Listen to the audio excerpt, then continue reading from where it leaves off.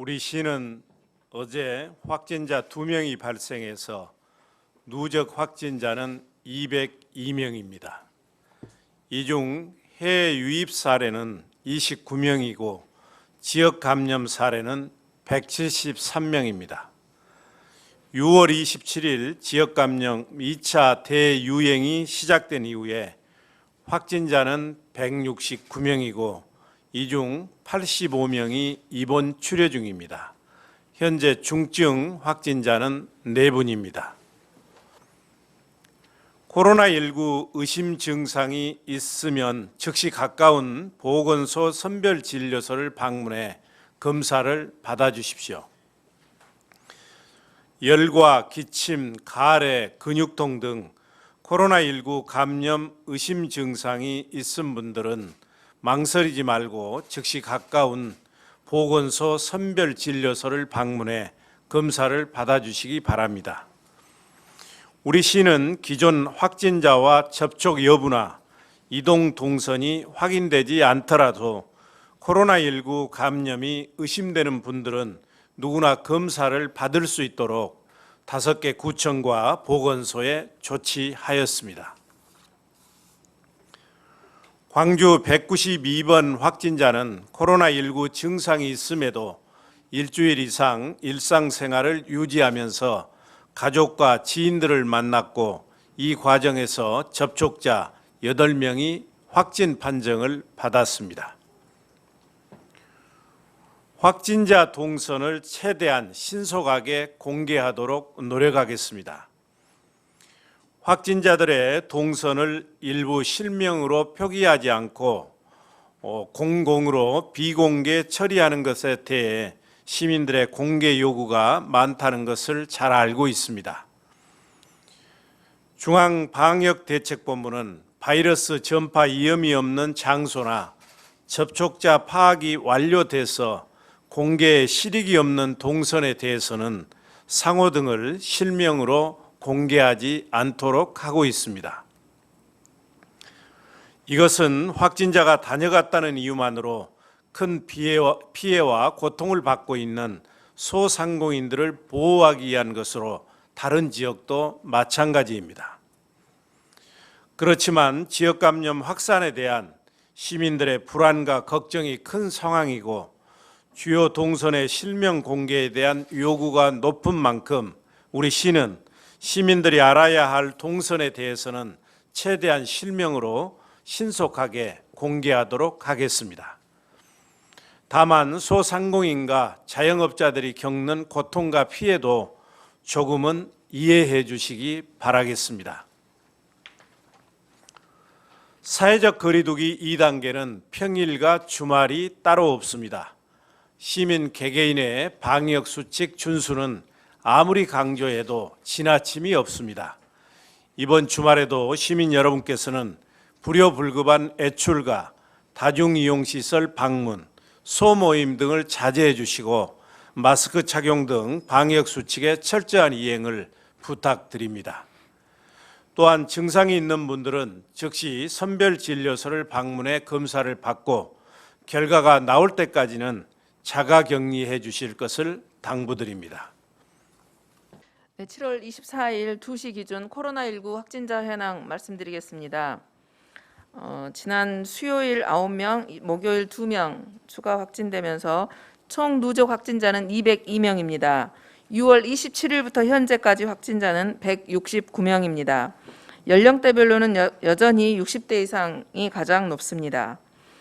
증상 역시 유증상자는 94명, 무증상자는 75명으로 무증상자가 한 40% 정도에 달합니다. 중등도 현황은 전남대학교에 3분, 저선대학교 1분이 있었는데요. 전남대학교 원래 3분, 어제까지 계셨던 분 중에 1분은 호전되어 빛고울 전남대병원으로 후송되었고 또 입원해 계셨던 1분이 산소 토화도가 좀 낮아서 1분이 중등도로 분류되면서 현재 숫자는 4명으로 변함없습니다. 어제 오늘 현재 입원 2명, 퇴원 3명으로 총 병상수 167병상 중 82병상이 남아 있습니다. 생활치료센터는 추후 변동사항 없습니다. 검사 현황은 6월 27일부터 현재까지 5만 223건 검사를 완료하여서 양성 169명, 음성 49,796명, 258건이 진행 중입니다. 확진자별 주요 조치 사항입니다. 192번 관련해서 지난번에 193, 194, 195, 196, 197, 200번이 확진되었고 어제 201, 202번이 오늘 확진되었습니다. 감염 경로에 대해서는 저희들이 어제 말씀드린 대로 GPS와 CCTV, 신용카드 내역 조사, 진료 기록 조사 등을 통해서 또 확장해서 조사 중입니다. 202번 관련자 접촉 확진자는 197번의 접촉자로서 재난 문자를 받고 검사 후에 양성 확진을 받은 사례입니다. 그래서 이후 저희들이 재난 문자는 추가로 발송했습니다. 그래서 7월 14일부터 22일까지 남진 컴퓨터 세탁 서구에 있습니다. 그쪽 컴퓨터 세탁을 방문하신 분은 거주지 보건소로 반드시 신고하여 주시기 바랍니다. 방금 시장님 브리핑에서도 말씀드렸지만 동선 공개에 있어서 저희들이 동그라미로 표시한 동선 같은 경우는 방역 조치가 완전히 완료된 곳입니다. 그래서 원래 이제 중앙방대본 지침에 따르면 그거조차도 공개하지 않도록 되어 있지만 그것까지 하지 않으면 또 일부 시민들께서 동선 자체를 조사하지 않는 걸로 오해하실 수가 있어서 그 실명은 공개하지 않고 어떤 무슨 땡땡 의원, 땡땡 마트 뭐 이런 식으로 표시를 하고 있습니다. 이것은 그 확진자의 동선이 있었다. 그다음에 그 동선을 이미 다 확인을 했고 그 다음에 거기에 따르는 접촉자가 몇 명이고 그 접촉자들은 검사를 완료했고 그 장소에 대해서는 방역 조치를 완료했다는 곳입니다. 그렇기 때문에 다시 실명을 올려야 될 어떤 실익이 없기 때문에 저희들이 올려놓은 것임을 좀 인지해 주셔서 우리 시민들께서도 우리 방역 조치가 완료된 곳이다라는 것으로 인지해 주시면 감사하겠습니다. 7월 24일 오늘 코로나에 관련된 브리핑 질문입니다. 첫 번째는 191번 감염 경로 추가 추적 성과가 있었는지를 질문하셨습니다. 191번은 그 확진자가 다녀간 치과의원의 직원이었는데 172번과 173번이 동선에가 치과 방문 내역이 있어서 그분은 그 환자하고 직접 접촉이 없었고 또 그 N95 마스크를 착용하고 있었고 동선이 겹치지 않았기 때문에 저희들이 이제 능동감시로 분류했었다가 확진이 된 사례입니다. 그래서 저희들이 이제 그 다른 추가 동선들을 더 확인을 해봤는데요. 그 할머니의 손자가 애초에 진술을 할 때는 치과 동선이 없었는데 저희들이 추가로 그 범위를 좀 넓혀서 CCTV를 확인해 본 결과 그 이전 최초 방문하기 이틀 전에 손주가 할머니하고 함께 방문한 것을 CCTV상 확인했습니다. 그래서 저희들이 범위를 더 넓혀 확인한 결과 그쪽 그 191번의 경우 상담을 했던 그 기록이 있다 그래서 이 사람의 감염 경로는 그 이전 할머니 할아버지가 치과를 방문하기 이전 동선에 손주하고 함께 있었던 동선으로 확인돼서 어제 질병관리본부와의 컨퍼런스를 통해서 그 이전 동선에서 아이하고 그 만난 기록이 있는 걸로 확인을 했습니다.